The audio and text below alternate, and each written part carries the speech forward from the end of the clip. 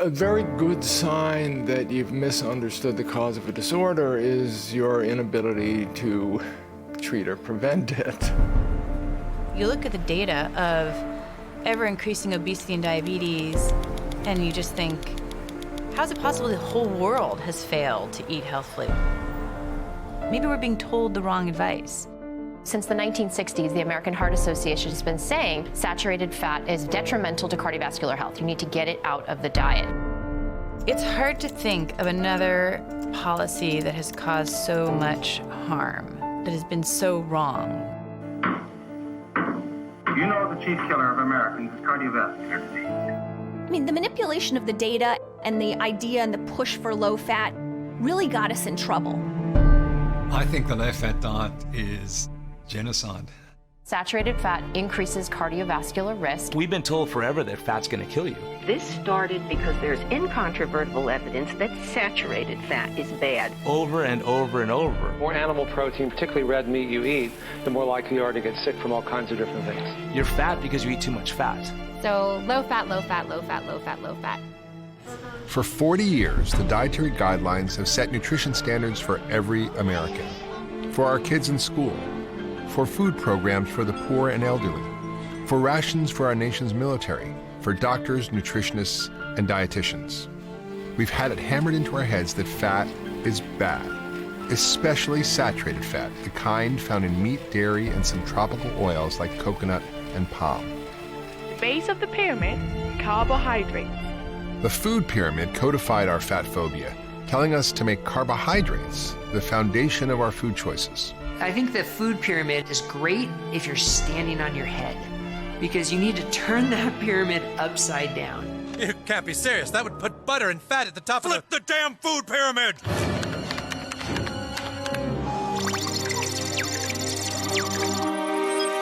Nutrition is stabilizing. We got the whole story wrong. We were told to eat 6 to 11 servings of bread, rice, cereal, and pasta a day by the government in the food pyramid. It should be called the food tombstone.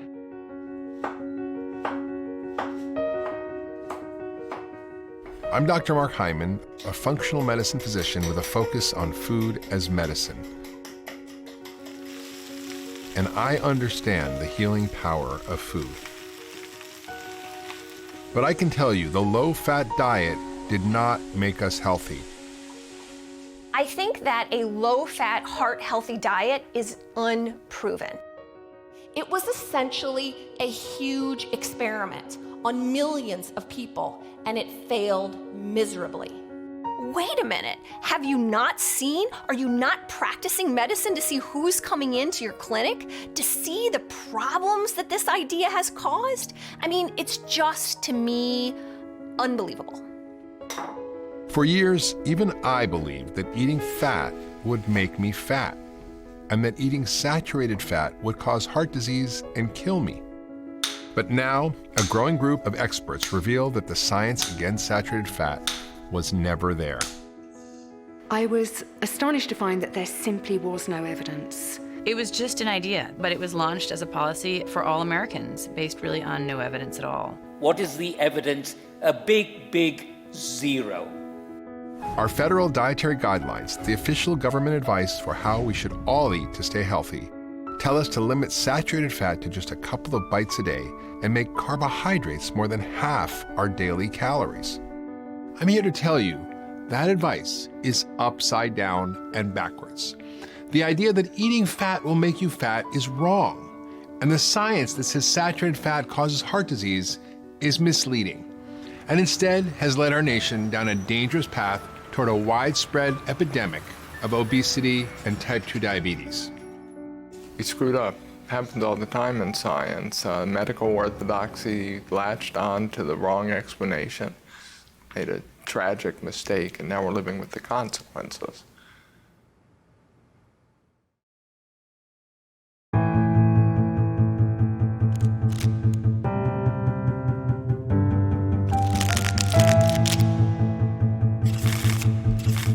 The nation got a report card on obesity today, and the country flunked. The battle against obesity has been going on for years. 1 in 3 children in this country is overweight or obese.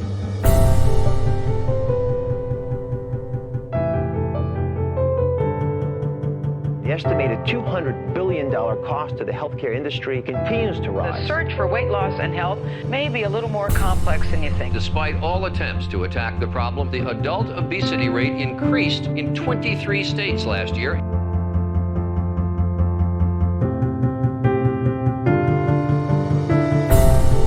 Why is it that Americans keep getting fatter in spite of government efforts ranging from calorie posting to new school lunch programs?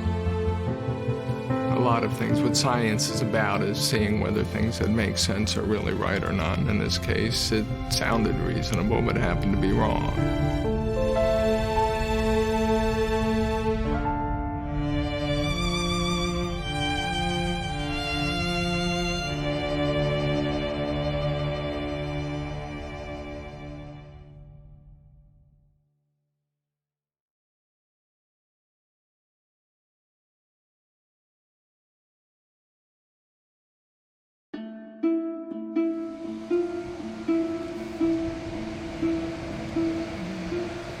I'm not happy about a lot of years of being at different doctors, and every time that I'd go in, there was just, here's another injection, here's a different kind of an injectable. This is the injectable that is supposed to help you make your own insulin. The list of side effects were longer than your arm, and it never made you feel better, and certainly didn't help at all with weight. Judy has struggled with type 2 diabetes most of her life. So did her dad. When she was a teenager, he died from complications of the disease. Judy has tried for decades to get her blood sugar under control. When I did everything they told me to do, I'd still gain weight. And so then you just give up. This health epidemic is weighing on Americans. Judy is not alone. The U.S. obesity epidemic is only getting worse. Americans are not winning their battle against obesity. Obesity among children doubled over the past 2 decades. Today, 75% of the country is overweight or obese, and 1 in 2 of us has prediabetes or type 2 diabetes. Type 2 diabetes is crushing us financially, crushing us. It currently costs a person with diabetes in America $900 a month for insulin. Direct cost to our health care system of about $1 billion a day. There isn't enough money in the healthcare system to be able to afford this. The cost in terms of money is huge. The cost in terms of human suffering is like, 10 times more than that. In the space of a single generation, we've gone from this to this. Watching the footage of the 50th anniversary of Apollo 11, I was struck by how not fat everyone in the crowd was. We looked like a completely different race of people. The heart attacks, the strokes, the cancer, the blindness, the amputations, all of that, I think, is unnecessary suffering that we're causing people. The question is, where did this come from and why is it occurring? When I was in medical school, type 2 diabetes happened only in older adults. Now we see it in kids as young as 3 years old. And the more we try to medicate our way out of the disease, the worse it seems to get. You can't throw drugs at a dietary disease and expect to make it better. But that's the medical teaching. Hey, you have type 2 diabetes, let me give you some pills. The model doesn't work. We're not making people healthy, we're just treating disease. But if you give people good nutrition, they become very healthy. He introduced that keto diet, and 6 weeks later, it was like a miracle. No diabetes. And it was like magic. And I got completely off of insulin. 2 years later, I had lost 197 pounds. Problem is, we've been confused and downright brainwashed by decades of nutritional dogma, the almost religious conviction that fat is bad, especially saturated animal fats. You can lose weight on these animal protein Atkins type diets, but you're mortgaging your health in the process. we still operate under this idea of dogmatic principles. We've always done it that way. That's what we've always said. We're going to continue to say it. And unfortunately, nothing is holding back progress in nutrition science like dogma. Alternative ideas have been attacked, and physicians labeled as quacks for ignoring guidelines against fats and telling patients to cut carbs instead.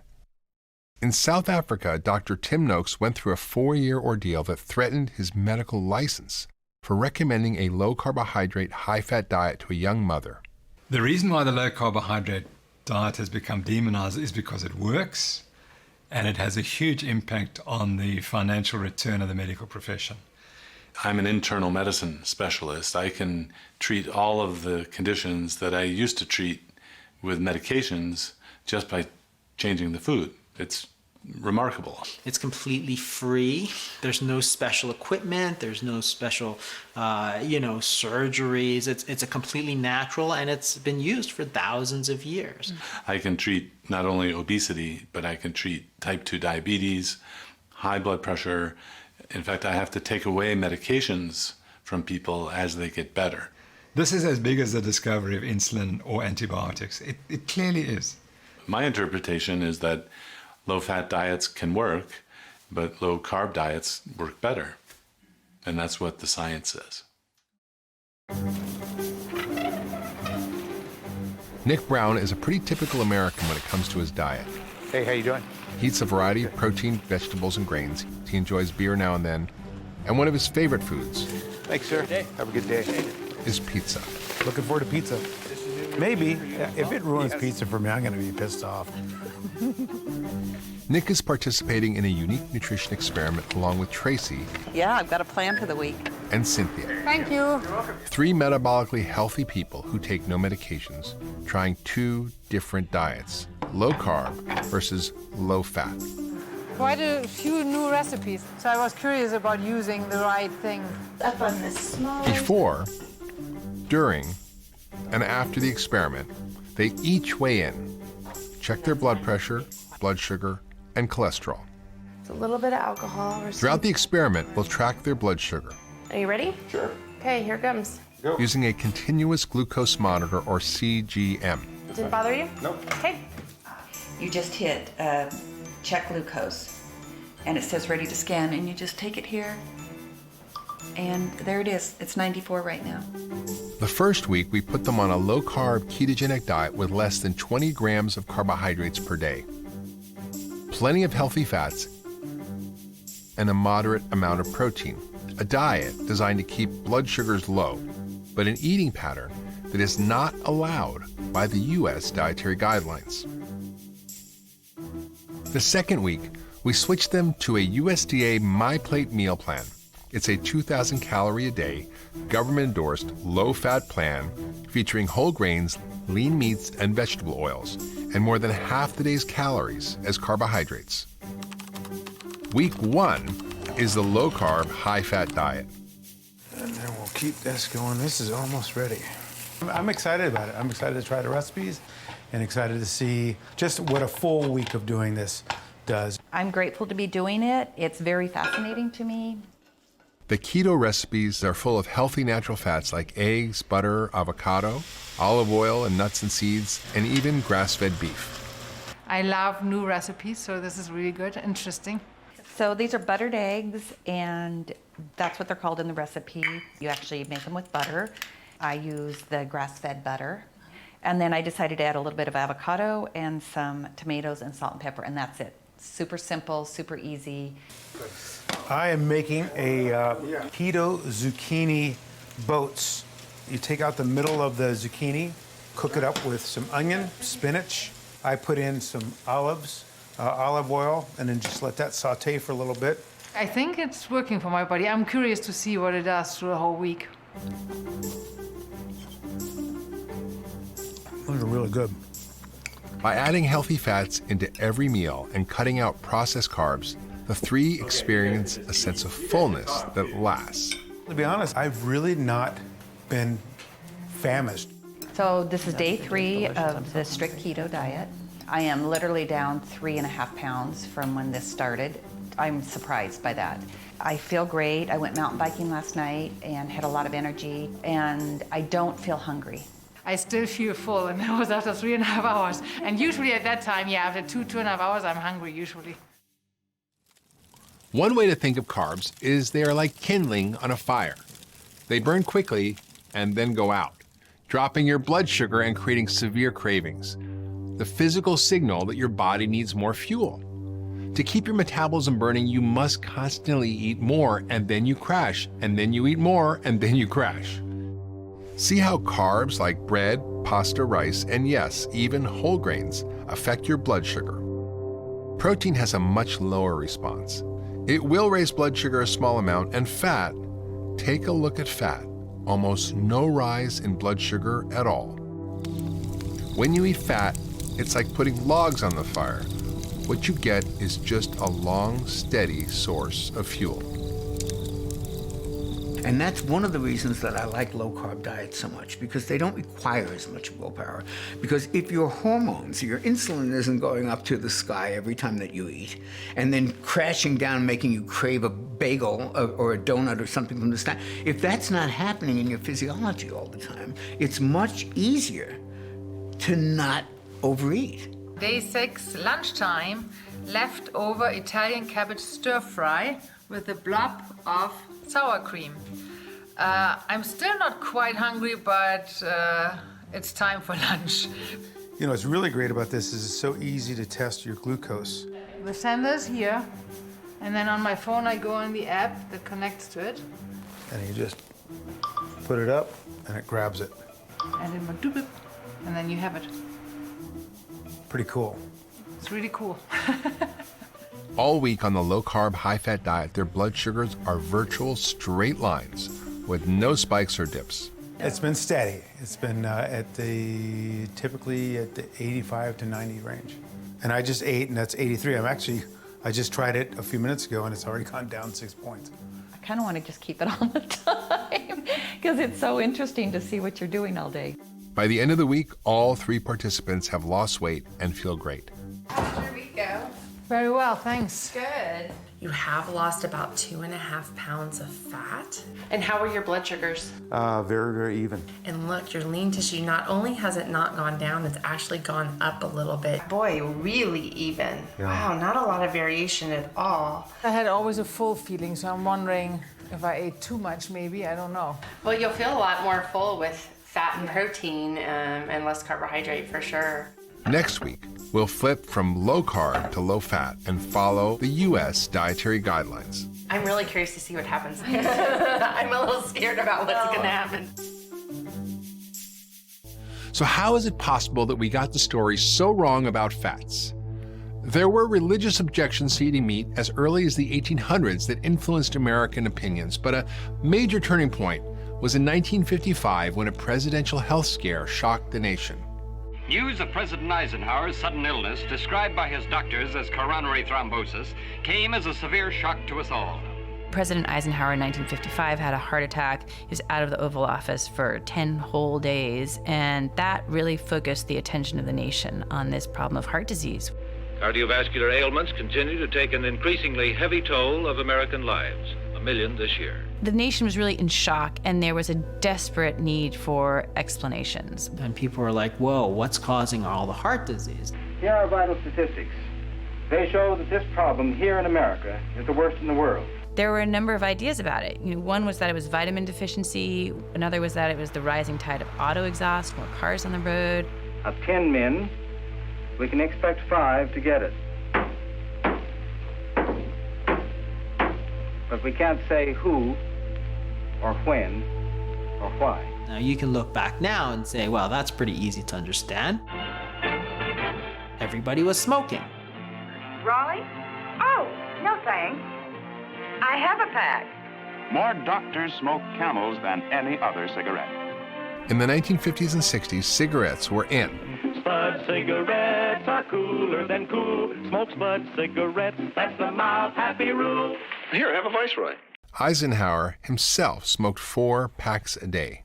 What do you think? This is what I was really looking for. If you look at the trends for cigarette smoking against the increases in heart disease, they track together. But at the same time, the consumption of saturated fat was falling dramatically. Everybody was smoking. Now we know smoking causes heart disease or contributes to heart disease. But at the time, of course, the tobacco companies were like, no. Yeah. Tobacco, smoking, it doesn't cause heart disease. So all the scientists were like, hey, I wonder why we're getting so much heart disease. There's one theory that was proposed by Ansel Benjamin Keys, who is a pathologist at the University of Minnesota, and he said that it was saturated fat and dietary cholesterol that caused heart disease. It's like, okay, but how do people eat butter for the last sort of 2 millennia? And ever since 1970, it causes heart disease. It's like it didn't cause heart disease before. At the same time, consumption of sugar, refined oils, and refined grains were on the rise in America, but Ansel Keys focused on fat as the cause of heart disease. And he thought that total cholesterol in your arteries would build up and clog your arteries and give you a heart attack, like hot oil down a cold stovepipe. So that was his idea. It was just a simple idea. You know, to blame a sort of ancient food for a modern disease was completely illogical. It didn't make any sense, but you repeat things enough and you get it out there enough, people believe you. As American author H.L. Mencken once said, for every complex problem, there is a solution that is simple and clear and wrong. It's the biggest scam ever perpetrated on the American people, this whole notion of cholesterol. If you have high cholesterol, you may be at increased risk of heart attack and stroke. Don't kid yourself. Talk to your doctor about your risk and about Lipitor. It's eye-wateringly lucrative to keep this idea going that we need to lower cholesterol. Cholesterol has definitely become the boogeyman of cardiology. And here's what's so interesting about cholesterol is we need it. Our bodies cannot exist without cholesterol. Yet once again, in simplistic thinking, we try and lump cholesterol in good cholesterol and bad cholesterol. And we want to lower the bad cholesterol, the LDL, and raise the good cholesterol and HDL. That is incredibly simplistic. It turns out that raising your LDL cholesterol in diet does not translate into heart attacks and death. It just doesn't. When you take cholesterol out of the equation, you go, let's just see if people who eat more saturated fat actually die more. Do they actually get more heart disease? That's what we care about.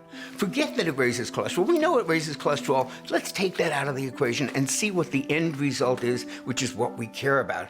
And every time they do that, the relationship dissolves. There is no relationship between the amount of fat you eat in your diet and getting heart disease.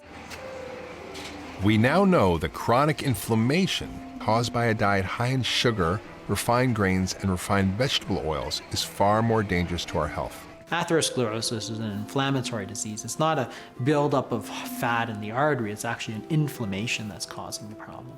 And the cholesterol then will go to that damage to try to repair it, but it didn't cause the damage. The damage has to come first. It's like saying that firefighters caused the fire when they just turned up to put the fire out. It was there by association, but it was there to repair, not to cause harm.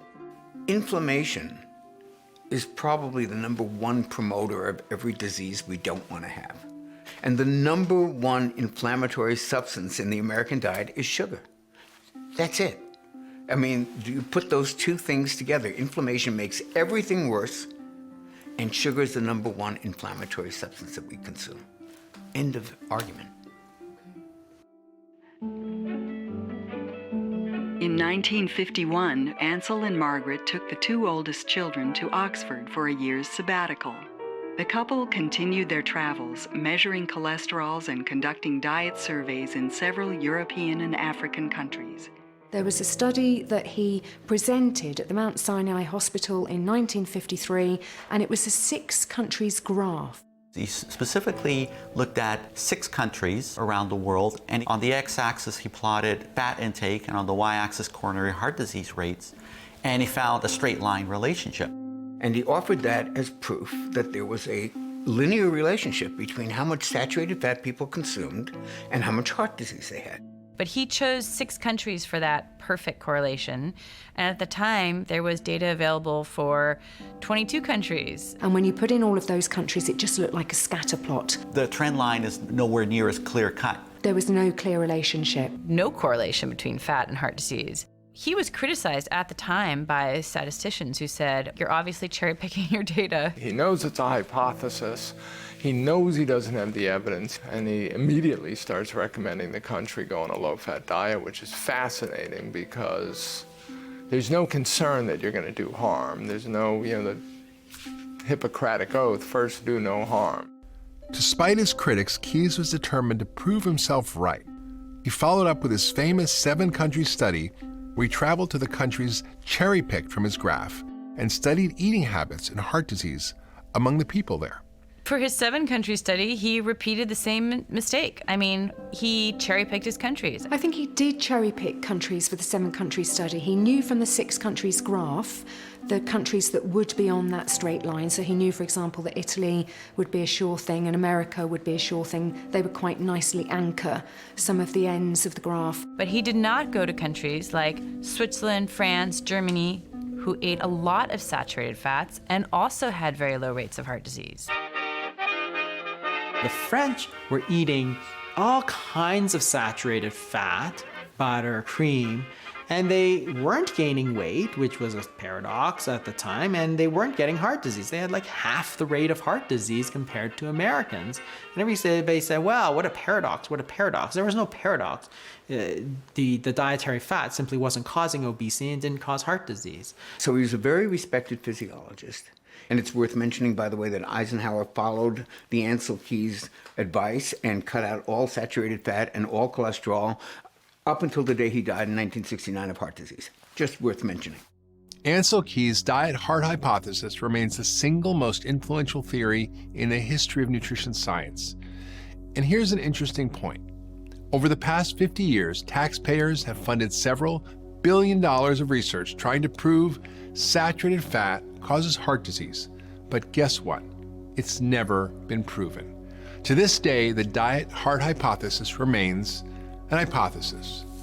There is no evidence against saturated fat. There just isn't. Dr. Zoe Harcombe is an obesity researcher who wrote her thesis on the lack of evidence behind the dietary guidelines. My thesis was born out of trying to understand why we have an obesity epidemic. Zoe collected all the raw data from randomized controlled clinical trials conducted prior to the release of the dietary guidelines. She then reanalyzed all the results in a process called a meta-analysis. It was looking at the absolute totality of the evidence. No cherry picking whatsoever, no study left out. So there's the Rose Cornwall trial, there's the Research Committee low-fat diet, there's the MRC soybean study, there's the LA Veterans Dayton study, there's Leuren Oslo study. When she examined the results to see which group suffered more deaths, there was no difference at all. There was no health benefit for the groups assigned to eat a low-fat diet. I was astonished to find that there simply was no evidence. Real food fats are not dangerous. They are not the enemy. It's too simplistic and reductionist to say saturated fat is dangerous and needs to be avoided, and the evidence does not support that. So how then, without the hard science to back it up, did the diet-heart hypothesis become the foundation of our nation's dietary guidelines? Well, it had one big thing going for it: Ansel Benjamin Keys. He had just a very outsized personality. Colleagues of his told me he could just argue anyone to the death. And he was able to get into the American Heart Association on their nutrition committee. And in 1961, the Heart Association comes out with the first advice anywhere in the world telling people to cut back on saturated fat and cholesterol in order to prevent a heart attack. Up until the 1960s, Americans consumed almost half of their daily calories as fat. We ate butter without guilt, bacon and eggs for breakfast, and roast for dinner. Exercise gyms were barely a thought, and still, we were relatively slim. Conventional wisdom until the 1960s was carbohydrates for fat. That's the weird thing about it. You talk about bread, pasta, potatoes, rice, sweets going directly to your hips. It was what my mother's generation believed growing up. The diet used in this study is satisfying to the appetite because of the use of more protein and fat. And then in the 1960s, we come along with this idea that dietary fat causes heart disease. In 20 years, from the 1960s to the mid-1980s, the carbohydrate went from fattening to a heart-healthy diet food. The low-fat diet fad had taken hold, and Keyes rose to prominence within the American Heart Association and at the National Institutes of Health. If you only lived in America, you'd think this controversy was pretty settled, that obviously saturated fat causes heart disease because it raises cholesterol, and we all know cholesterol clogs the arteries. But there was a alternative hypothesis going on across the pond in England. There was always this competing theory that it was sugar and not fat that might cause heart disease. And the leading proponent of that was John Yudkin, and he published about that. And I think this is an extraordinary example of how nutrition science did or did not really work in America, because rather than say, oh, this is an interesting competing theory, let's explore that. Maybe they're right, maybe we're wrong. The reaction instead was to just bully him, really bully him out of the field. And Ancel Keys literally destroyed his reputation. He went after him. He did everything but call his mother, names. I think Ancel Keys knew that this hypothesis competed with his own, and he did not want that to succeed. He wanted his hypothesis to be successful. Not surprisingly, the sugar industry also preferred to point the finger at saturated fat. Recently discovered documents reveal that in 1965, the sugar industry paid prominent Harvard researchers to do just that. And they were very specifically paid $50,000 in today's dollars to produce 2 articles that exonerated sugar and fingered saturated fat as the cause of cardiovascular disease. We know that because we have the paper trail. We have their names on the documents. This is unconscionable. The sugar industry's job was to get the nutrition community to say publicly what they believed to be true, which was dietary fat was a problem, not sugar, and they paid researchers to do that, and they were very successful at getting that message across. In 1977, a Senate Select Committee headed up by Senator George McGovern helped seal fat's fate. Over the objection of scientists who pleaded against it, and with no hard evidence to back it up, the committee recommended the low-fat diet to the nation. I have pleaded in my report and will plead again orally here for more research on the problem before we make announcements to the American public. Well, I would only argue that senators don't have the luxury that a research scientist does of waiting until every last shred of evidence is in. McGovern just wanted to make the statement, and he said, we haven't got time to wait for all the evidence. They recognize the science is unsettled, and then the counter-argument is, but we cannot afford to wait. And so they went without any evidence. And despite the fact that many people had warned that this is going to cause an obesity diabetes epidemic. They were warned, but they ignored it. In 1980, the U.S. government triggered a radical shift in the diet of Americans when the campaign against fat became official food policy. The first dietary guidelines recommended 7 to 11 servings of bread, basically, every day. 50 to 55% of your calories are supposed to come from carbohydrates, mostly grains. For the first time anywhere in the world, our government endorsed a massive increase in carbohydrates and slashed saturated fat consumption to less than 10% of daily calories. The American guidelines started with a very high-carb, low-fat approach, which was disastrous for putting that out into an entire population without evidence saying that it was healthy. Obesity in America had been slowly creeping up from the mid-1900s on, but in 1980 you see it turn sharply upwards. And then it just takes off like an airplane. So you just want to ask, well, what happened around then? What happened in 1980 is that the US government told all Americans, cut back on fat and increase your carbohydrates. It could be complete coincidence that just happened to coincide, but it sure as anything needs looking at to see if it is just coincidence. When we took the fat out of the food, what did we do? We put something in which was way worse: sugar. 1, 2, and twist. Reduced fat Oreo. Less fat, loads of taste. New reduced fat brownie, muffin, and cake mixes from Pillsbury. Try the new frosting, too. Hershey's syrup is virtually fat-free. Terrific. I mean, let's face it, fat tastes good. We know that. And if you're going to remove the fat from a food, you're going to have to replace it with something else that gives people pleasure. Because new Simple Pleasures is made with all natural Simpless instead of fat. And what did they put in? Refined carbohydrates, increased sugar, and boom, we've got an explosion of processed foods. So irresistible, people are sinking to a new low to get their hands on one. Okay. Continental yogurt is non-fat, not low-fat, non-fat. Zero fat? How'd they do that? Ultimately, sugar was a bigger problem than saturated fat ever was. The industry learned that if they took fat out the diet, they had to replace it with sugar. They then learned that sugar was addictive. Wow, these are really good. These are great. Bring them on. Oh, yeah. And that's the driver of the obesity epidemic. Low-fat yogurt, higher in sugar. Whoa. Low-fat peanut butter. This is special. Low-fat salad dressing. This is great. All higher in sugar or carbs. Are you sure this is fat-free? All low-fat foods turned out to be higher in carbs. I don't think this was anyone's intention, but it's what naturally happens when you remove fat, which is natural for humans to be eating, from their dietary choices, and you put them on things instead of tasting like cardboard, they can at least taste like sweet cardboard. Snackwell's chocolate sandwich cookies. These taste unbelievable. What if I can't bake enough of them? Those women will be after me again. Hello, Cookie Man.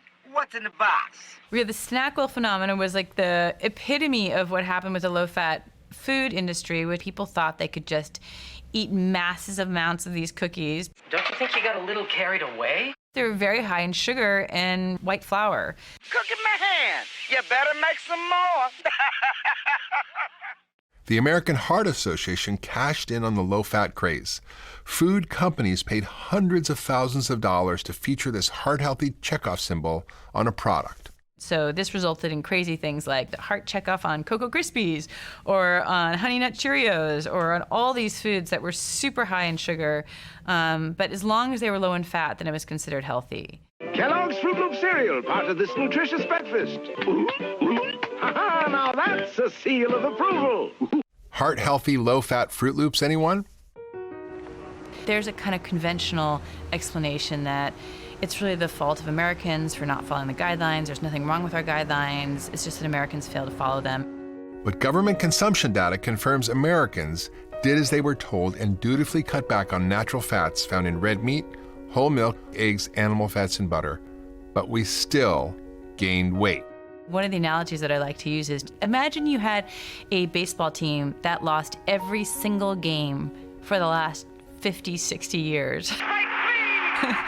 And you're like, well, those players, they just don't know how to play. None of my players know how to play. Well, at some point you'd have to say, maybe we should take a look at our coaching strategy. It can't be the fault of all of those players for decades. But that's basically our explanation for why Americans are getting fatter and sicker. It's their fault. They just can't do it right. I think the dietary guidelines have been a tremendous failed experiment. It's a good question of whether they just need to be changed or whether they just need to be scrapped and start over. I genuinely believe that people now are hanging on to this saturated fat myth because they don't want to admit that they were wrong. I don't think the governments will ever admit they were wrong about saturated fat. And we are paying a hell of a price for a few public health people wanting to protect their own reputation, not wanting to look silly. I used to fantasize about the American Heart Association press release that would say, okay, yes, we know for the past almost 60 years we've been giving you the wrong advice, and we apologized if we killed any of your loved ones prematurely, and we apologized if we gave you heart disease with the advice we did give you. We were just telling you what we thought was true then, and we were best of intention, and now we know better. That apology may never come. And the largest health organizations dedicated to preventing obesity and type 2 diabetes continue to spread advice that makes it worse.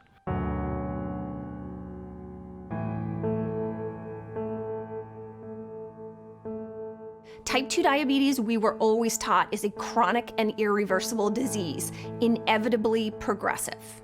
I flatly reject that. I flatly reject it. So it is chronic, irreversible, and inevitably progressive if you take the guidelines currently in place and utilize them as your treatment plan. For years, the American Diabetes Association has promoted low-fat diets.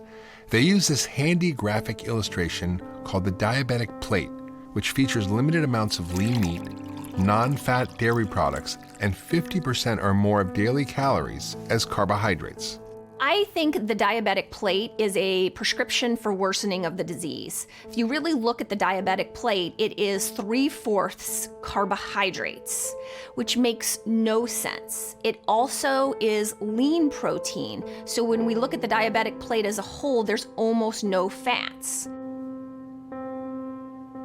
This is a way to make people sicker and fatter.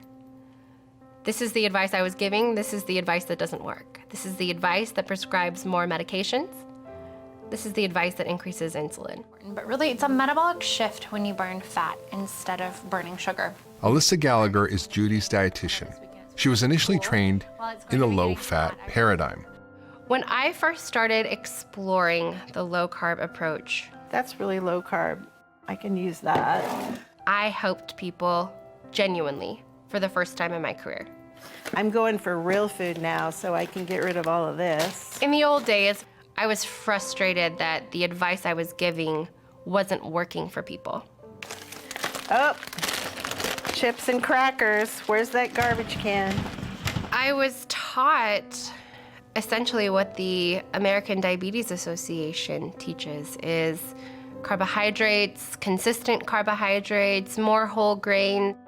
No oatmeal. They used to tell us that was good for you. I was taught saturated fat is bad for you. Saturated fat is something to be avoided and limited at all costs. The problem is, when you remove fat from the diet, you have to eat something else instead. And that something else is often carbohydrates. At first, I didn't understand why the advice I was giving wasn't working. It's what I learned in school. I'm the nutrition expert, right? It should be working. And then eventually it started not making sense to me. Why am I telling somebody with diabetes that they must eat carbohydrates? It didn't make any sense. Carbohydrates raise blood sugar. When you have higher blood sugars, we need to give you more medication. When we give you more medication, you gain weight. When you gain weight, you need more medication. You want to eat more carbs. It became a vicious cycle. Okay, I think I'm done cleaning out my pantry. And insulin resistance is essentially a state of carbohydrate intolerance. So why, oh why, do we want to continue to recommend to people to eat them? Sarah Hallberg is a physician leading arguably the most promising trial ever conducted on type 2 diabetes.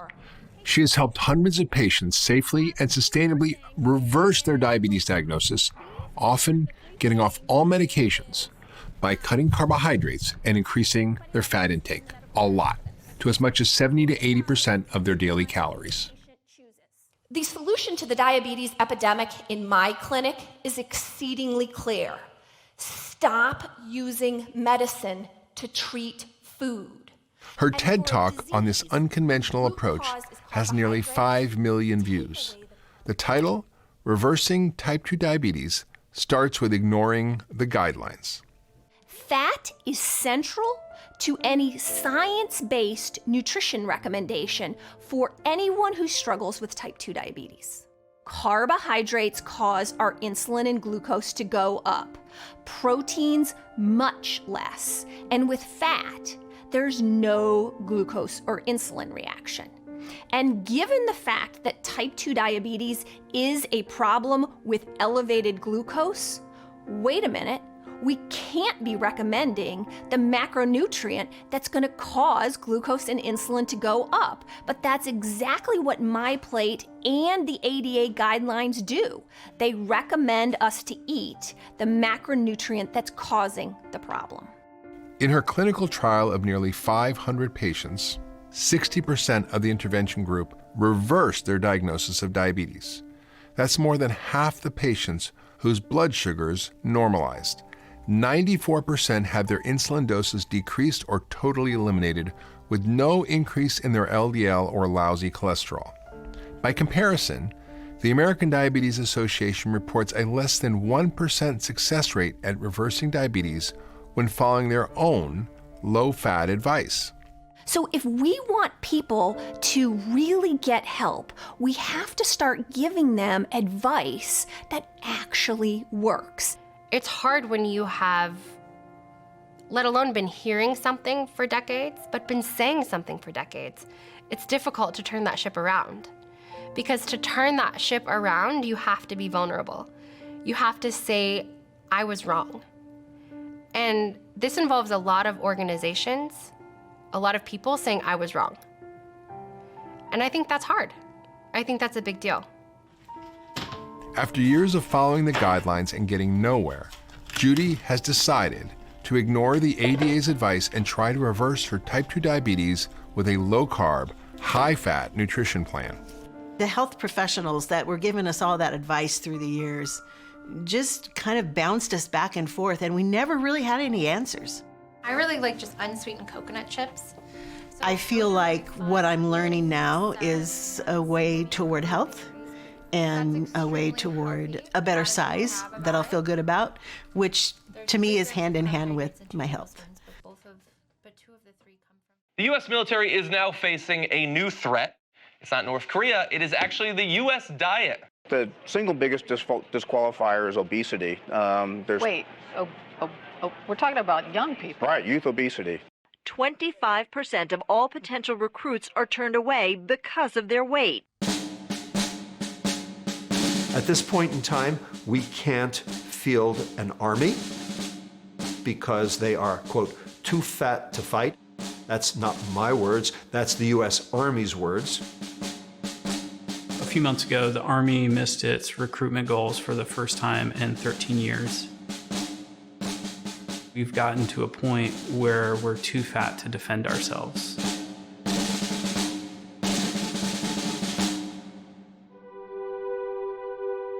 Captain Brian Gaudet is an Apache helicopter pilot, an entrepreneur, and a living example of why the U.S. dietary guidelines matter. Flying Apache helicopters is probably one of the most fun things on the planet, but it's also very high stakes. You need all of your faculties to stay safe. On high-stakes missions, often on the other side of the world, Brian was confined to Army food, a diet dictated by the dietary guidelines. I always had sandwiches for lunch, lots of noodle-based dishes, lots of rice-based dishes. I was running about 3 or 4 times a week, between 3 and 5 miles, but the weight was still coming on. One day I was in the cockpit and I put my head down and it felt like the world was moving, like the aircraft was moving. I looked up really quick and then I put my head down again. I felt it again. And so I kind of had to, raise my hand and say, hey, we have a problem here. Brian knew he was sick, but he didn't know why. He was grounded from flying. For the next 8 months, I went to every specialist. Do you have a brain tumor? Is it an inner ear thing? Is there a cardiac issue? Is there a neurological issue? And they said, Brian, sometimes stress does weird stuff to the body, and handed me a card for mental health. Not one medical specialist asked Brian about his nutrition. And they were just like, sorry, that's about all we can do for you.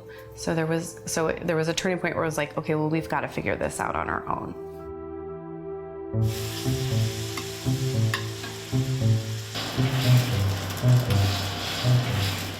Brian decided to try an elimination diet and he cut out all grains and sugar. For really just efficiency and for taste, I made these giant batches of bone broth, vegetable, and meat soups.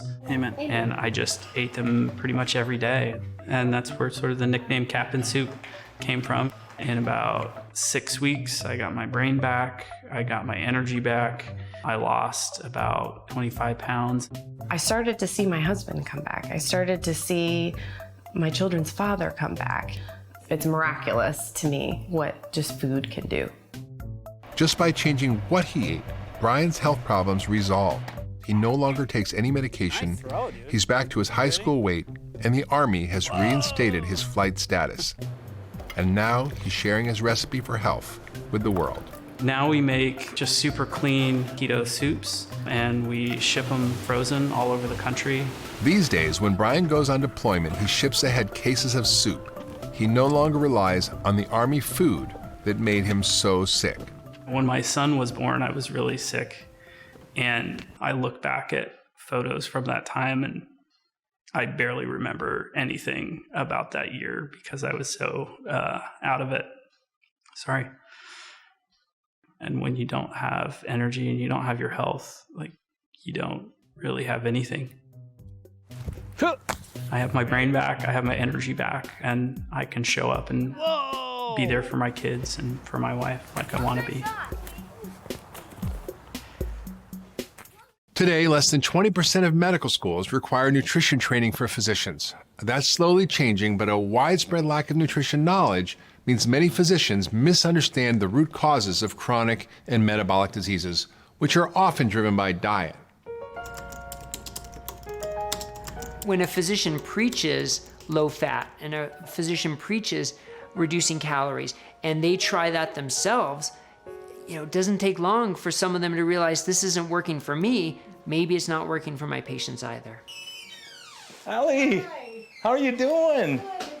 Physicians are not immune to obesity. Plenty of them struggle with their own health challenges. Until 2 years ago, I was trying to do the American Diabetes Association diet, the American Heart Association, trying to eat a low-fat diet, eating small meals throughout the day, and I'm gaining weight. Up 2, up 3. I was working out 6 days a week because I would say, I gotta work out. If I wanna lose weight, I wanna be an example to my patients. You're exercising, but like they say, you can't outrun your fork. I had a huge... Like many docs, Brian Lenskis was trained in the low-fat paradigm, and that's what he practiced with his patients for decades. But the struggle with his own weight was getting out of control. Yeah, at that point, I was around 260 pounds. And I was, at that time also, I was pre-diabetic. Clearly what I was doing wasn't working. I was following the government guidelines, and I was getting sicker and sicker. And it's not working for me. Well, were my patients not listening to me, or was I giving them bad advice? And it turns out we were giving bad advice. Honey, I got a mixture of chicken, Italian seasoned sausage, and like a spicy pork. So when I cut carbohydrates, the interesting thing for me, if I had eggs for breakfast, for instance, my 10 o'clock snack that I was gonna have, I wasn't hungry and I would skip right through it. I like the grease on my fingers. Super good. Within the first 6 months, I was down about 28 pounds, 30 pounds. I was putting on muscle mass and I was feeling really good. My energy, my mental clarity, my focus, my fatigue levels, all those things got better. I was like, wow, pretty interesting. How many guys have lost like 10 pounds or more doing low carb or keto? And he's been a fantastic ambassador for low carb lifestyle because he's seen it personally, and now he's seen it with hundreds of his patients. Hey, how you doing? Fine, thanks. So good to see you. Thank you. How's things? In all my years of practice, I never saw anyone cured of diabetes by going on a low-fat diet. Never, not one time. No one came off insulin. Since switching his practice to a low-carb, ketogenic approach, nearly a dozen of Brian's patients have reversed their type 2 diabetes and come off insulin altogether. Man, I was just looking at your numbers and it's like, I think if anyone I've ever seen, you've come off insulin faster than anyone. I feel brand new. Brand new. So I'm sticking with the diet. In 3 months, I went from insulin 5 times a day to no insulin and was able to maintain normal blood sugars. I don't remember if Dr. Lenskis suggested keto specifically for the weight loss or if it wasn't for the other issues that I had. I started it, and I do love butter, and I do love cream, and I do love bacon. So, it sounded really pretty good to me. Great, it's incredible. I ate less, and what I ate, I enjoyed more. Since last March, a year ago, I've lost between 50 and 60 pounds, but I've gained a lot of strength, I've gained a lot of muscle as well. So I've lost over 200 pounds. It's just mind-boggling. He hadn't taken any patients off insulin ever in his entire career. And in 5 months, he got 11 patients off insulin completely. How can you not acknowledge that?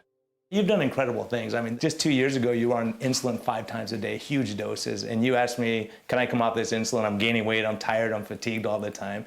And now seeing you where you're at now, and it's pretty remarkable what you've accomplished, just by making some lifestyle changes. They're empowered now to get themselves off insulin. So now they're seeing it. Now my patients are telling their patients, and they're going to them saying, hey, how come this person came off insulin? I thought it couldn't happen. It can happen. It does happen, right? And we're excited about that. I don't know anyone else who's lost as much weight as you have. Even with gastric bypass surgery, I've never seen it. The fact you're coming down off your diabetes medicines, you're off them all now. Your blood pressure came down. All these things are getting better, and we're just slowly getting you off medications. You are making progress, and you're making a ton of progress, more than anyone that I've ever seen.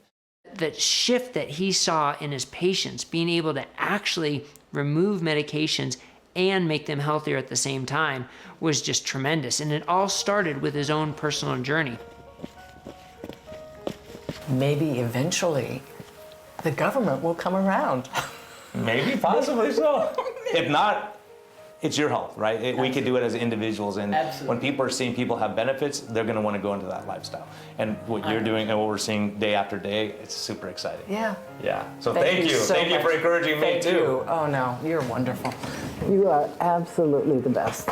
You're awesome. Thank you. So the 3 main macronutrients in food are carbohydrate, protein, and fat. And here's an important point.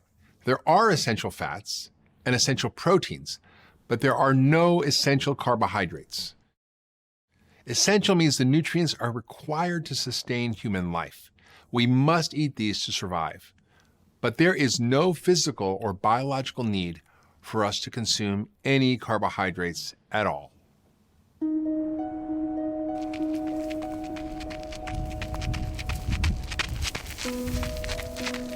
I was an ultra distance runner. Not an elite athlete, but I was pretty good and finished like in the top 100 out of a field of about 15,000. By the time he was 30 years old, Doug Reynolds had run almost 100 marathons and ultra marathons. He was in the best shape of his life, but something wasn't right. And I would be incredibly fit. And yet, on the day of the race, I would be standing there thinking, I've got to run up that mountain for 55 miles. I can't even get to the corner. I felt terrible. I used to think it was just nerves. Like many people, Doug thought athletes couldn't function without carbohydrates. He would binge on carbs in the days leading up to the race. But it wasn't the nerves. It was the fact that 3 days before, I just gorged myself on all these pastas and potatoes and all these carbohydrates, and it was toxic. It's a familiar story to Dr. Tim Noakes, the man who wrote the book on carb loading. So the first 4 chapters are all on high carbohydrate diets and how the most important determinant of your success in running is how much carbohydrate you're eating. So I promoted this, and all the time while I was writing this, I was getting fatter, less healthy, and my running was getting slower and slower and slower, to the point where I was really hating running.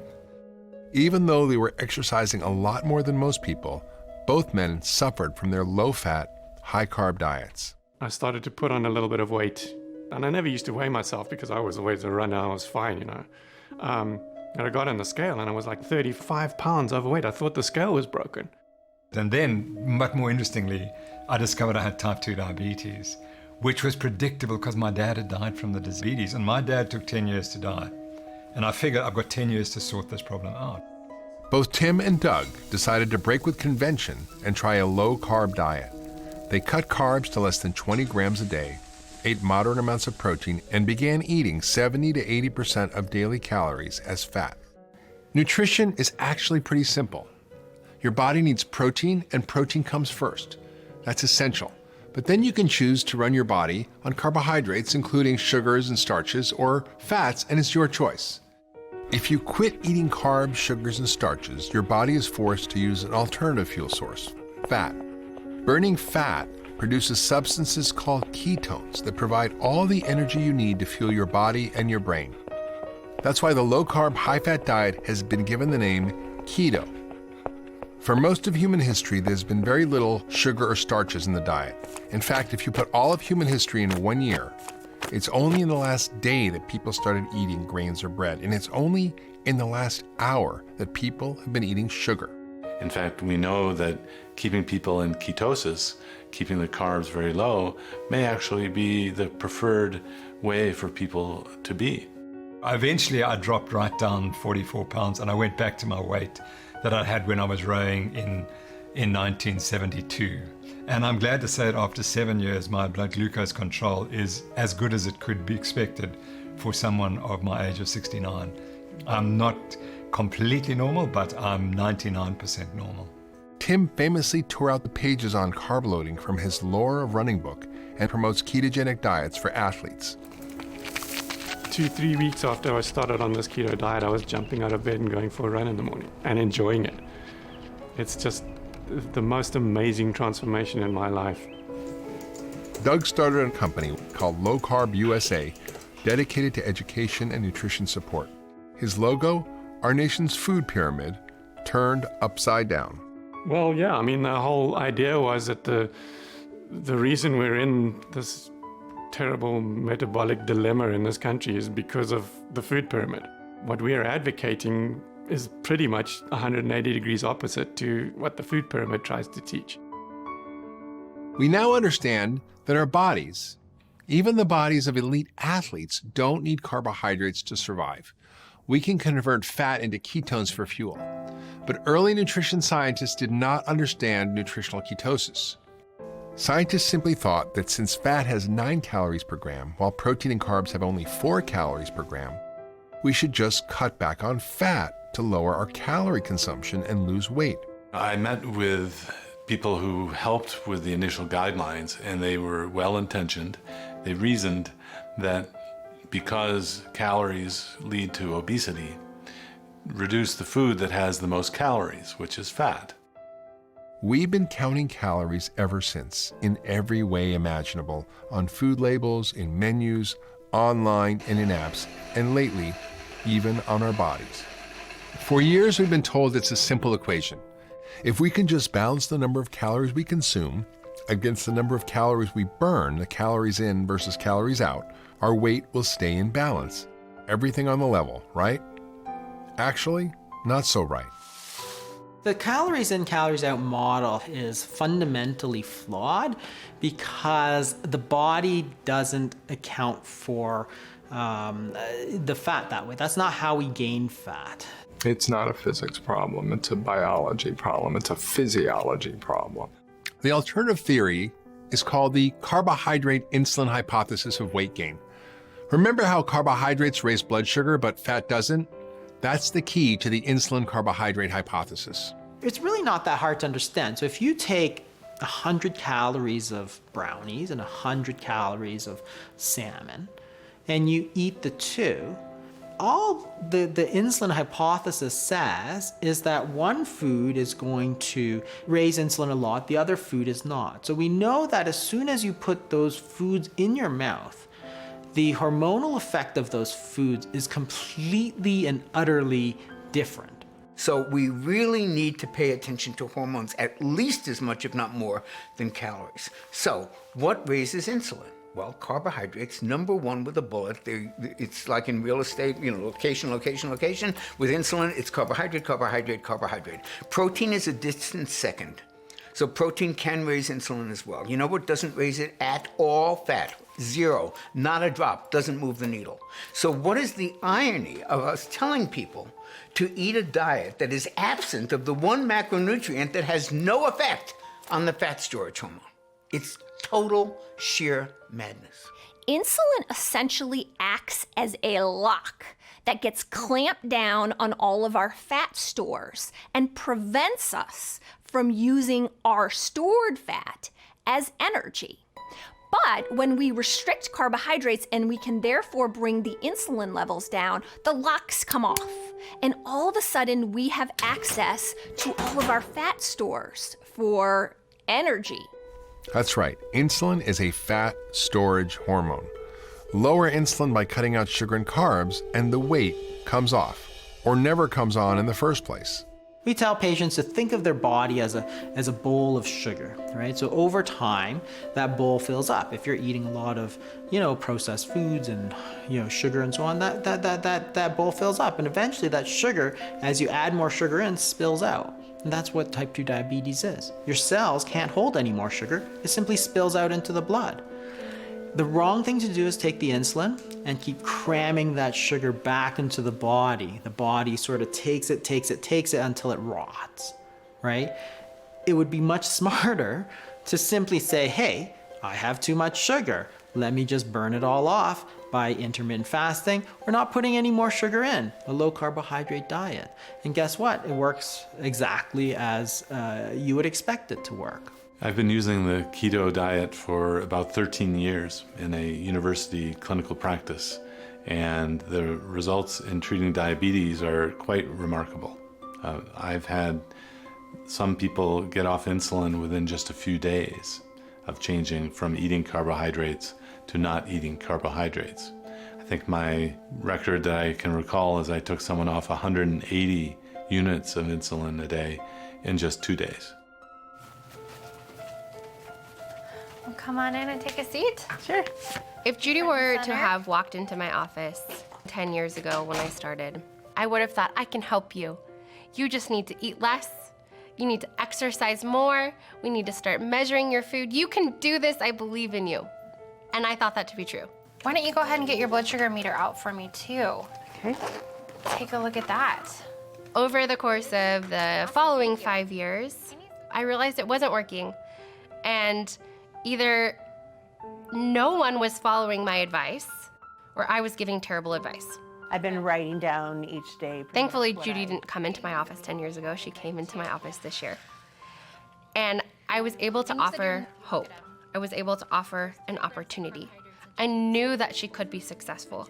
And success wasn't just measured on the scale, it was measured with blood sugar reduction, insulin reduction, anti-inflammatory markers, blood pressure, as well as insulin. Looks like you did an awesome job. Yeah. And you are down 12 pounds. Wow. Since our last visit.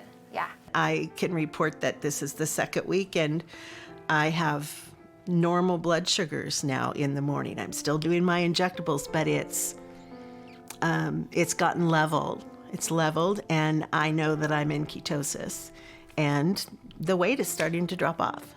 What's the dose you were taking when you walked out of the door? 120 units. Okay. And now I'm doing 100. In just 2 weeks on a ketogenic diet, Judy has cut her blood sugar in half and lost 12 pounds.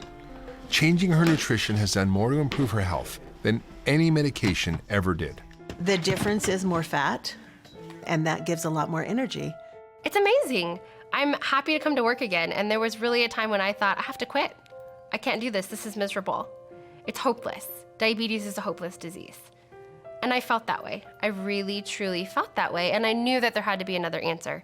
And I don't feel that way anymore. In results from more than 50 controlled clinical trials comparing high-fat and low-fat diets for weight loss, the high-fat diets won every time. The higher the fat, the higher the weight loss. That's because eating fat speeds up your metabolism and helps you burn body fat. Carbs slow down your metabolism and cause weight gain.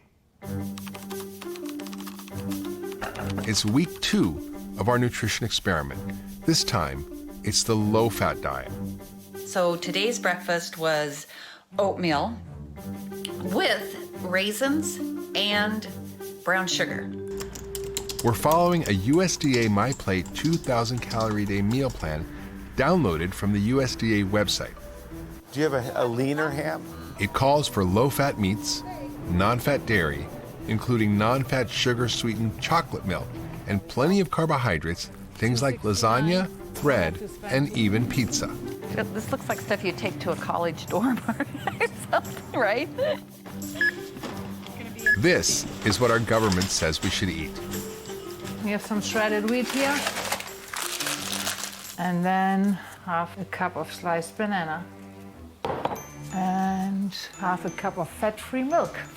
Oh, then a toast. And 1 cup of chocolate milk, fat-free. This breakfast alone contains 150 grams of carbohydrates and 50 grams of sugar. 2 teaspoons of jelly.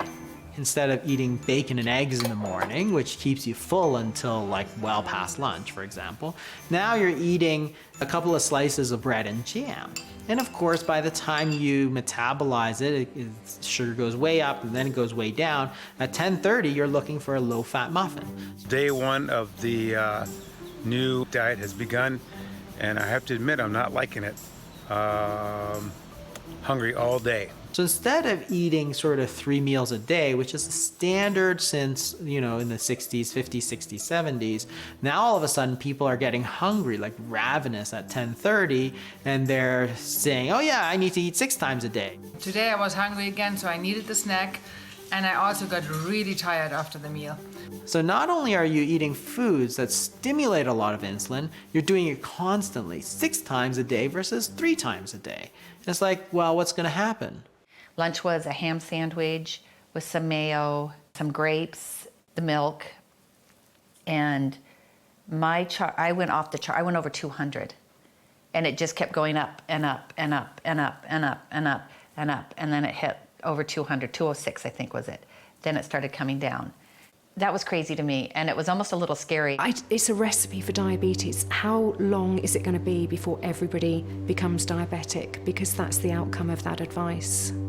I never even got that close to that last week, not even close. So it's going to be an interesting week, and gosh, I hope I last all week. Not kidding. Hi, this is Cynthia, 5th day on the low-fat diet.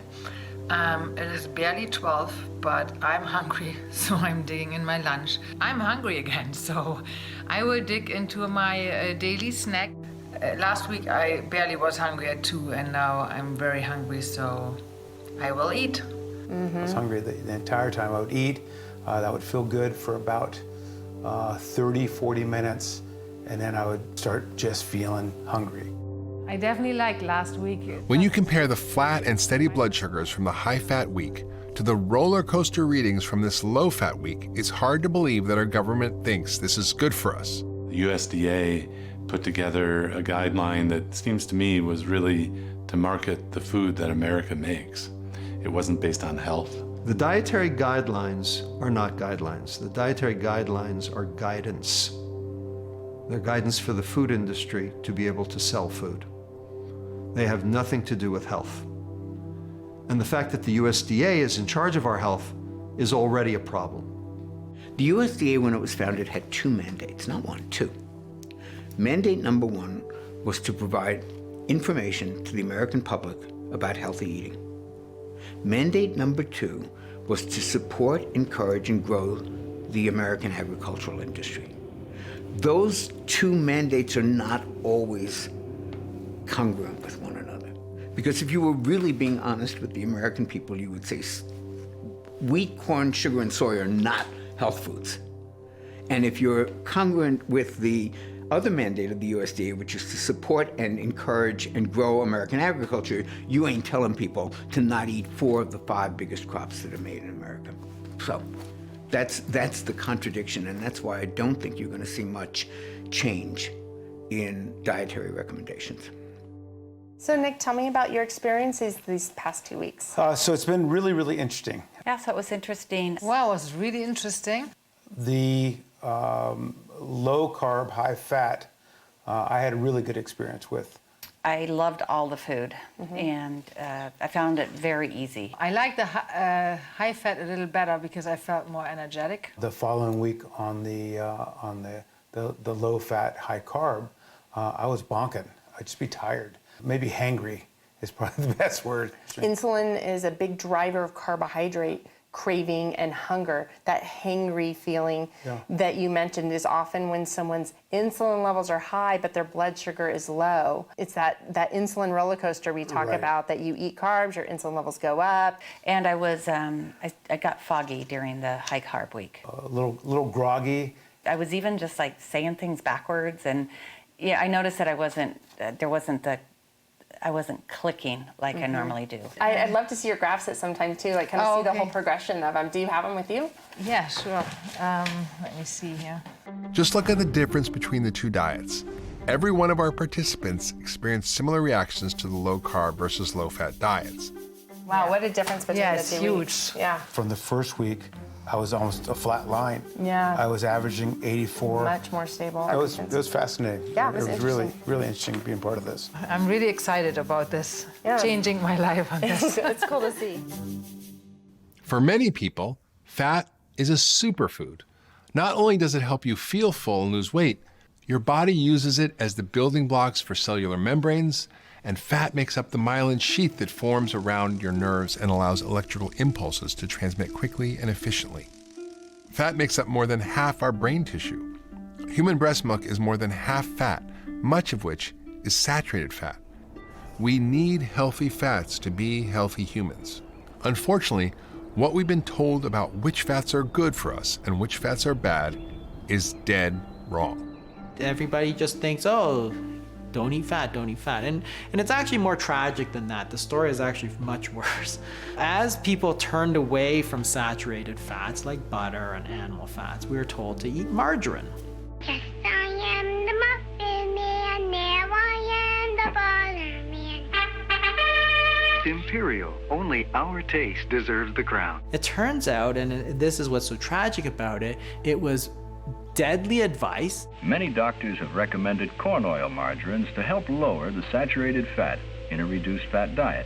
So if you remember, margarine is vegetable oils, and then they partially hydrogenate them to make them solid so they look like butter. Partially hydrogenated fats are actually trans fats. It's best to replace spreads high in saturated fat. So we went from eating natural foods and butter to trans fats, which we now know was super, super, super deadly for heart attacks. For the family you love, serve delicious new Mazola margarine. They'll love its light, delicate flavor every day. That is like mind-blowing that we told people to stop eating butter and eat this poison instead, and it would be good for you, and we all did it. This is Mazola 100% corn oil margarine, made from 100% corn oil goodness. Well, there's really no doubt that the American Heart Association endorsement of vegetable oils was a great thing for that industry. This is Ralph Edwards of Truth or Consequences. Congratulations on your fine entry statement on why we should all support the American Heart Association. The American Heart Association started in the 1920s as a sleepy little organization that could barely keep its doors open.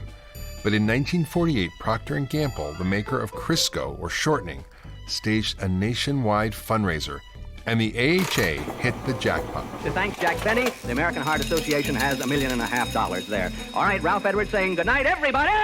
Overnight, millions of dollars flowed into their coffers. I mean, literally from one week to the next, they started opening up chapters all over the country, all thanks to Procter & Gamble. New Crisco oil stays blended longer, makes salads taste great. New Crisco oil blends better than other oils. The American Heart Association has endorsed vegetable oils ever since. It's not nice to fool Mother Nature.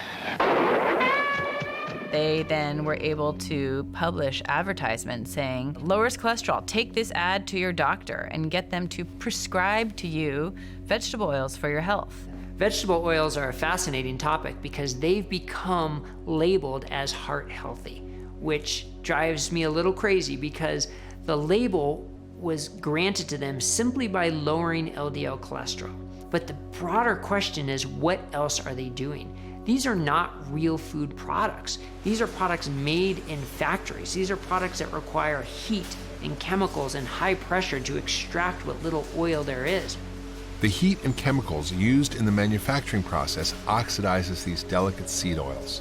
When you eat oxidized vegetable oils like soy, canola, corn, and safflower or sunflower, they create free radicals throughout your body that are highly inflammatory and known to cause heart disease and cancer. Why are we always trying to eat more antioxidants? To combat free radicals like the ones found in refined vegetable oils. And then they're used by restaurants in the most carcinogenic way possible. They heat them, reheat them, cool them off, heat them again, and use them for a week. So switching to vegetable oils or seed oils was probably a terrible idea in the first place.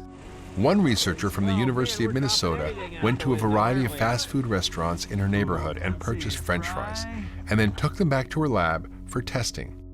She found numerous compounds of toxic aldehydes in the fries. Aldehydes are known to cause gene mutation, alter RNA and DNA, and trigger massive inflammation in the body. Vegetable oil is highly toxic, and anyone who advises people to eat vegetable oils is also giving misinformation. I tell my clients to avoid the industrial seed oils as much as possible. Vegetable oils belong in the engines of cars, not in your food. Refined vegetable oils are one more reason you should avoid fast food and processed food. If it comes in a bottle or a box, it probably contains vegetable oils, from crackers to cookies, mayonnaise to salad dressings, baby food, and even baby formula. They're not natural, they've been shown to be pro-inflammatory, and in some studies like the Minnesota Coronary Experiment, the Sydney Diet Heart Study, they've shown that yes, they lower LDL, but they actually do nothing or they worsen all-cause mortality. Minneapolis, you're so many things to me. The Minnesota Coronary Survey, which took place in the 1960s, was the biggest ever test of Ancel Keys' hypothesis. The Minnesota Coronary Experiment is a fascinating study, both from a science standpoint and sort of a detective standpoint. So it took place in 5 Minnesota mental hospitals, which is a kind of experiment you can't do anymore because it's considered unethical. But back then, it has the benefit of being highly controlled, which means that you're feeding people all their food, so you know what they're eating. And they can't get outside food, so they can't cheat. In the diet, they replaced saturated fat with polyunsaturated fat in the intervention. And then the diet was similar in all the other nutrients that they deemed to be important. And what they found was that with the intervention, cholesterol levels went down, which is what you would expect, but mortality actually trended up. Turned out the people who were on the cholesterol-lowering diet had more heart disease and more deaths than the people eating the controlled diet, which is the exact opposite of what they wanted.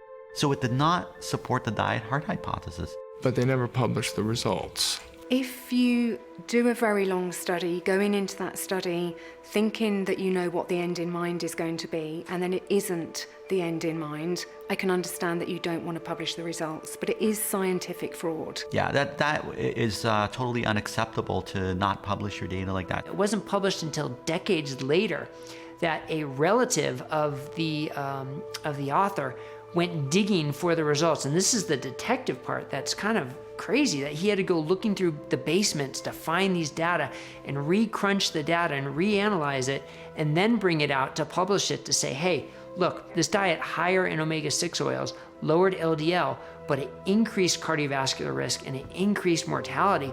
When you are making recommendations that are not evidence-based and evidence comes out that's contrary to those recommendations, wait a minute, that's a problem, right? And so what has been the standard approach to dealing with that situation, which has come up a number of times?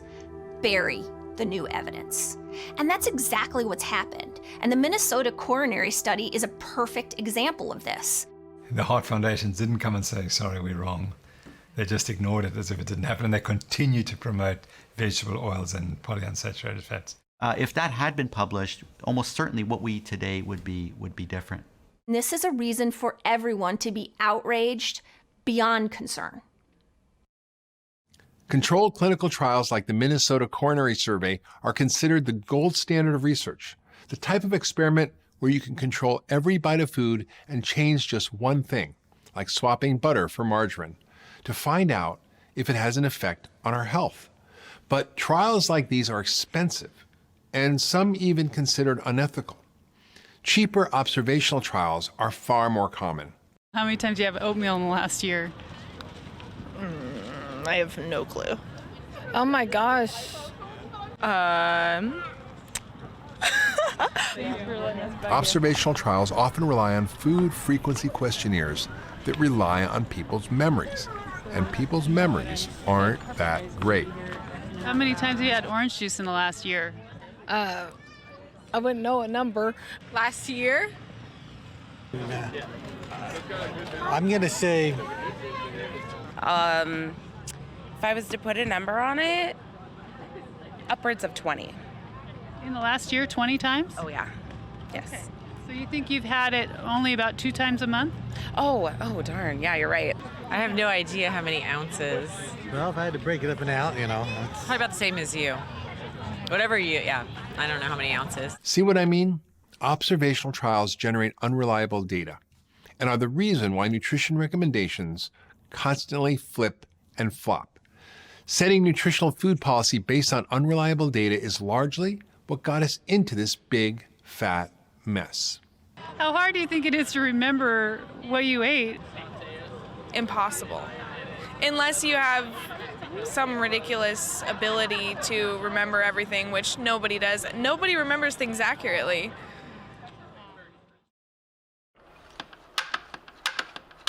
No one person may represent the antithesis of the low-fat diet better than Dave Asprey. His company, Bulletproof, has made a morning ritual out of adding spoonfuls of fat to coffee. You take anywhere from a teaspoon to a tablespoon of grass-fed butter. Add to that a few more tablespoons of purified coconut oil. And then add your brewed black coffee.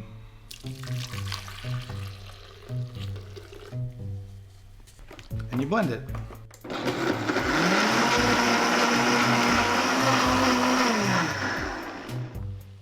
You can see it looks an awful lot like a latte. You drink this, you're just not hungry for hours and hours, and you're energized in a way that you'll never get from a piece of toast. It was through his own discovery of a high-fat, low-carb diet that Dave Asprey lost more than 100 pounds, and he's kept it off for 10 years. In 2004, after I lost a bunch of the weight I wanted to lose, I decided to go to Tibet to learn meditation from the masters.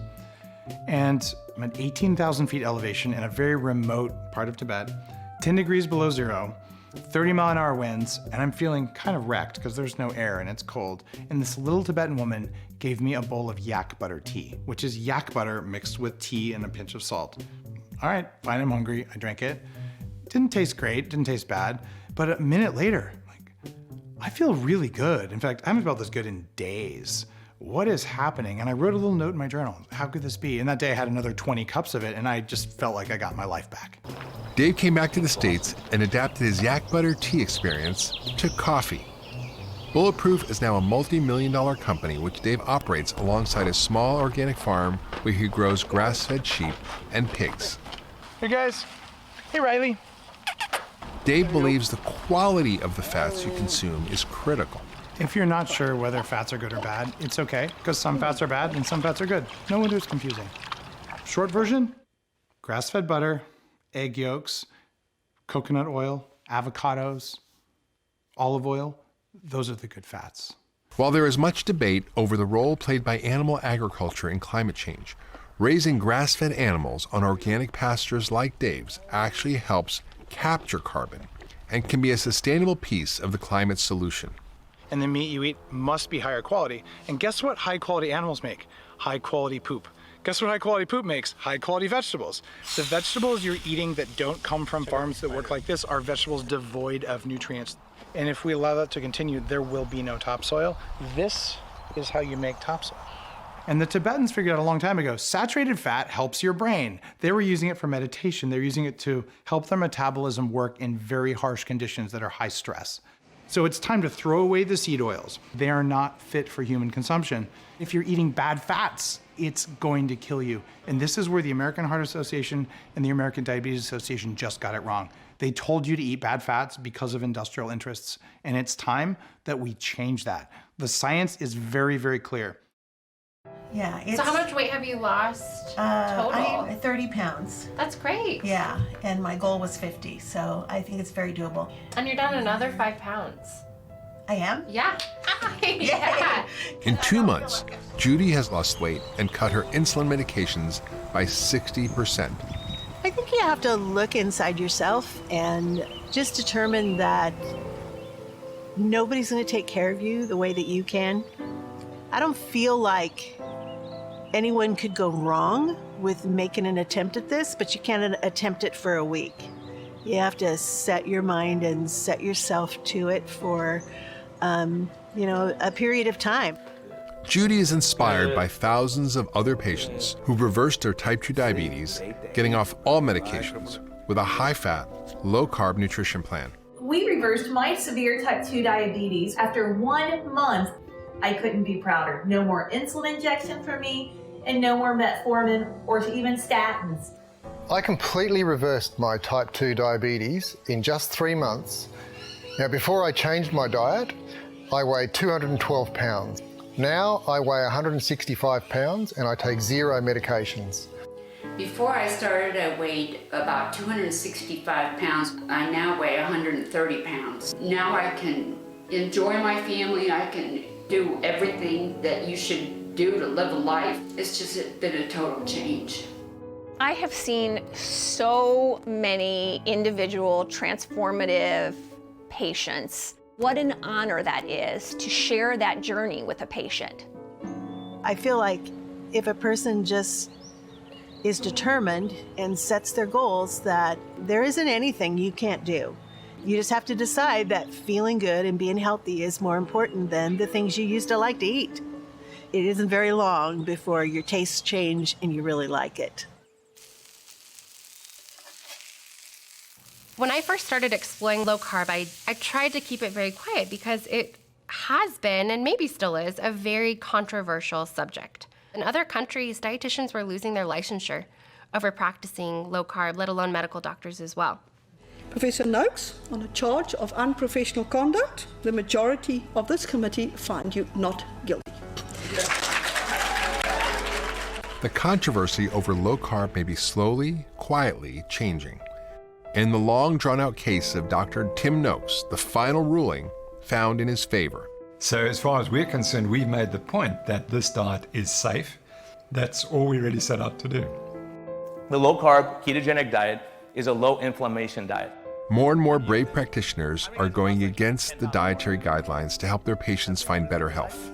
Like Brian Lenskis, who also teaches low-carb nutrition classes at his church.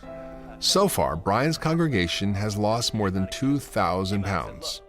Our results are in purple here, low carb. The 2-year findings from Sarah Hallberg's clinical trial show that a low-carb, high-fat diet is equally as effective as bariatric surgery in reversing type 2 diabetes. So your assessment of the vilification of saturated fat after your experience in this trial? Well, I'll tell you, what we say is that we do not restrict saturated fat in these patients, and yet they're having these remarkable results. In April of 2019, the American Diabetes Association issued an update to its long-standing position that diets lower than 130 grams of carbs a day are unsafe. I was thrilled. It felt like Christmas morning to me. It was the very first time in writing from a huge organization that said what I was doing was okay. What I was doing was an approach that was helping my patients. And while it was something that I have known for years, it was the first time I felt safe. It was the first time I felt safe to give these recommendations. In 2015, after more than 50 years of condemning foods like eggs, lobster, and shrimp, the American Heart Association quietly dropped their long-standing recommendation against dietary cholesterol, saying it's no longer a nutrient of concern. That same year, the U.S. Dietary Guidelines Committee removed the cap on dietary fat consumption, admitting there's no evidence that eating fat is bad for health. But the cap on saturated fat remains. The hypothesis that saturated fats are bad for health has been the most tested hypothesis in the history of nutrition science. There has been no hypothesis that has been more tested. Some 75,000 people, 65,000, somewhere in that range, depending on which studies you include, and none of them could show that saturated fats had any effect on total or cardiovascular mortality. There's no evidence for it. Even so, the American Heart Association, who takes much of its funding from big food and big pharma, continues to stand behind its long-held position that saturated fats are the cause of heart disease and that refined vegetable oils are heart healthy. But there is so much politics and so much money and big pharma and the sugar industry behind trying to keep those guidelines as they are right now. I feel like eventually they will change, but when, it could be 50 years. We can't wait 50 years. Millions of people have died already because of this mess. Doug Reynolds isn't waiting any longer. His company, Low Carb USA, is partnering with dozens of physicians, nutritionists, and dietitians to create a set of global clinical guidelines that teach medical professionals how to safely and effectively practice low-carb nutrition. That gives a lot of them confidence to maybe start implementing it in their practice, where before they weren't quite sure how to do it, or they were afraid that the other doctors weren't doing it. Now they're actually following some kind of set of guidelines. And what about the official dietary guidelines for Americans? The 3 main eating patterns recommended by the USDA all feature more than 50% of daily calories as carbohydrates. According to the dietary guidelines, low carbohydrate, high fat diets are still not an option. So good. In 2017, the National Academy of Sciences and Medicine performed the first ever outside scientific review of the U.S. dietary guidelines and found that the process lacked transparency and scientific rigor. Recommending a single dietary pattern to an entire population was a huge mistake. Not only did the low-fat diet not work, it did us harm and resulted in greater obesity and disease. The lesson of the low-fat diet may be that nutrition science is deeply flawed, and our nation's dietary guidelines have been heavily influenced by the food industry and the enormous amount of money at stake. What we are living now is just so completely unsustainable. These unsustainable rates of obesity and diabetes, we're bankrupting our nation. It's destroying people's lives, it's destroying our country, and it has to stop. We are not treating the disease, we're treating the symptoms of the disease. And so it should be of no surprise to anyone that we're not getting better. And we're not going to get better until we recognize what the real problem is. If we changed the food, we could solve this problem. You know, we get so many mixed messages about diet, and does the government have a role in telling people how to eat? we kind of have to find what really works for us, but we still need to know the truth. Fascinating question that has a lot of different opinions. And certainly the past 30, 40 years of experience would say, no, they probably shouldn't be in that role. The people at the top are not going to change. So we have to get this going as a bottom-up revolution and get more and more people on board until they're shamed into changing their guidelines because the swell of the population is just ignoring them. The change is coming from the people because they've changed. They are forcing the doctors to change. If we can change the medical profession, I think we'll do something. If you're pre-diabetic or type 2 diabetic, there is a way out. A path forward to health and vitality, to fewer drugs and more energy. You can get your life back, and all you have to do is eat real food. If somebody has type 2 diabetes, they can go online right now, they can watch your movie, they can read up on something, they can buy a book, and start reversing their disease today. What I see on a day-to-day basis with my individual patients, as well as my own family and my own friends, I think it's missed in some of this research. And what that is freedom. It's freedom from being hangry, right? It's freedom from cravings. It's freedom from headaches. It's freedom from reactive hypoglycemia. It's freedom from mood swings. It's better quality of sleep. It's better quality of life. I feel great. I feel really good. Hi, girl.